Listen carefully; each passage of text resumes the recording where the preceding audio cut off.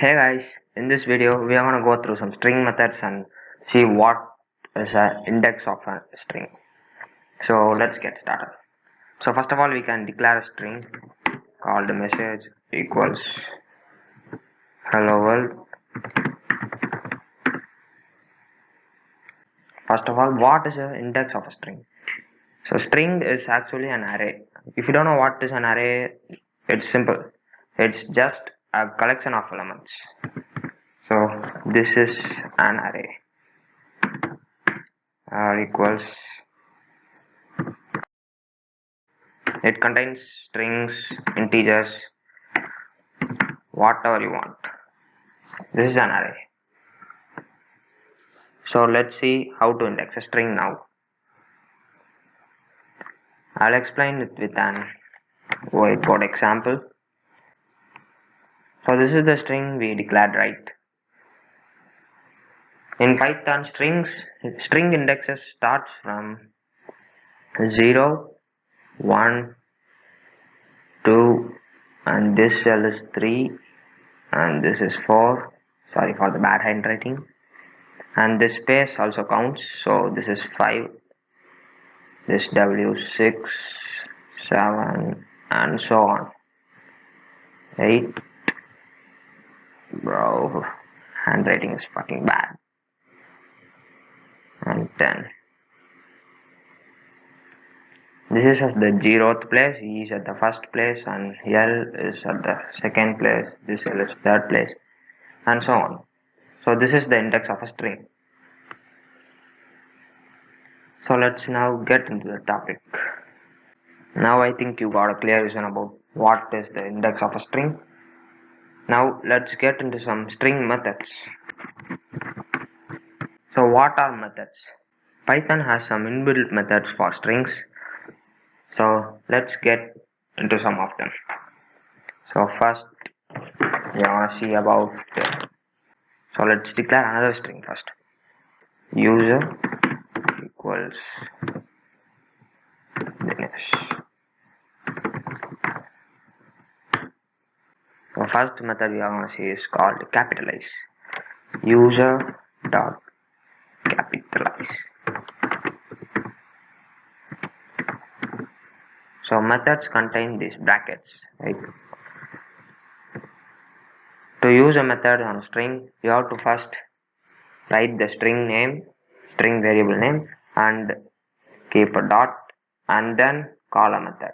This is called invoking a method. So in this code, I have invoked a method called capitalize on the variable user. So let's store this method in a variable. Let's say that is called result equals user.capitalize.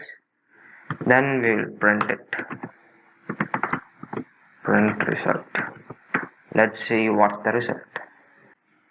So it has returned the same word, but the first letter alone has been capitalized. So this capitalize method is used to capitalize the first letter. Remember it? So let's get on to the next method, which is called upper. So let's say result equals user dot upper. Let's print the result and I will explain what it does. Unlike capitalize method, this method fully capitalizes the string. So now you can see that the string is fully capitalized. That's what this upper method is used for. Then we will get on to the next method.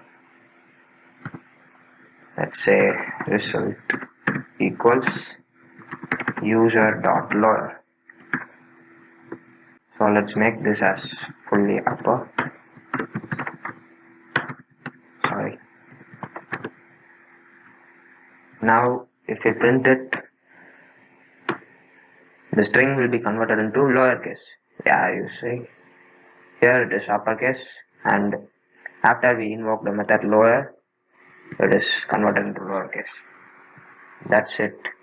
We will get into another method which is called isAlpha. So this method returns a boolean value, true. IsAlpha means the full form of this method is called isAlphabet. So this this variable user contains alphabets, right? So we are checking whether this variable contains only alphabets or not. So this contains only alphabet, so the Python interpreter has returned true. And we will go on to another method. So you could have guessed it, what's the output. It would be definitely false, because this method checks whether a string contains digits or not. So this string doesn't contain digits, so it returns false. So what if you give is 1 to 3, what if you include some digits? Still it returns false, because it contains alphabets. If a string contains only digits, it returns true. So now let's move on to another method, which is called user.strip.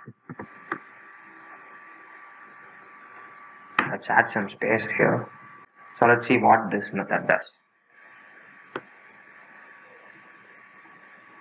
So there's no space. This method cuts off the space in the end and in the beginning, but it doesn't cut off the space in the middle, right?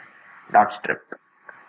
What it does is cuts off the space, right? Then another useful method is called dot find. Find I.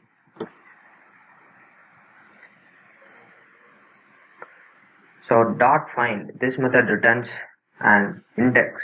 This is 0th index, this is first index, and this is second index. So this returns the index of the given letter, right?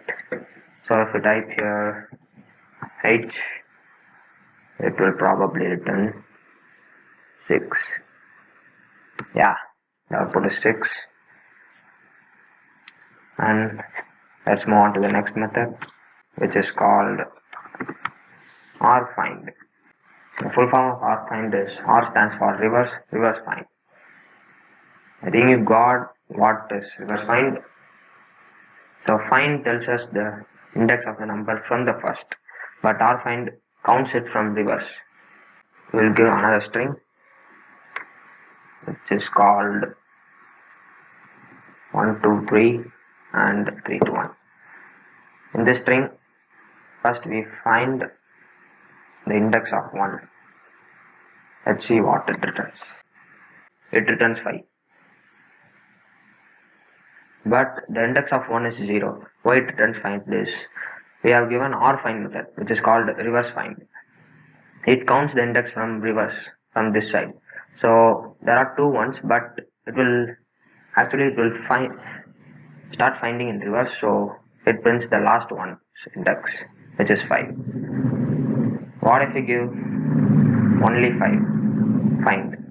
So it returns 0, because it counts from the beginning. Then we have the count method. Result.count will count the number 2.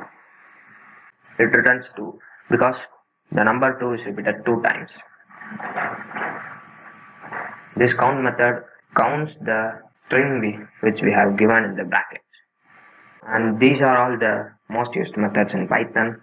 If you want this Python file, I have given the link in the description. You can download it and use it. So that's it for today, guys. Happy coding. Peace out.